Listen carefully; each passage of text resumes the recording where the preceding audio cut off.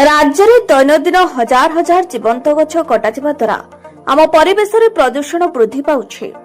जलवायु परिवर्तन होइछि। अम्लजान अभाव विभिन्न दुरारोग्य व्यापुछि। विभिन्न समस्या को नहीं मानव समाज जीवन जीविका सहित संग्राम करुछि। तेणु आम परिवेश आम हाथ में।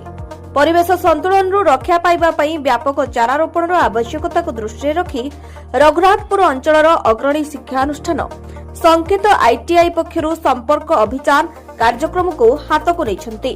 संकेत अनुष्ठान कर्मकर्ता रंजित कुमार साहू, राजेश रोशन साहू एवं युवनेता आर्यभूषण राउतराय प्रत्यक्ष तत्वावधान में समंग पंचायत में गोटे परिवार को गोटे फल वृक्ष प्रदान कर पलाशोल पंचायत स्थित श्री श्री अटक बलदेव जीव पीठ में ओडिशा जनता कांग्रेस दल राज्य संपादक तपन कुमार राउत नेतृत्व में शताधिक परिवार को फलचारा बंटन कर कार्यक्रम में स्थानीय जनसाधारण सहयोग करथिले।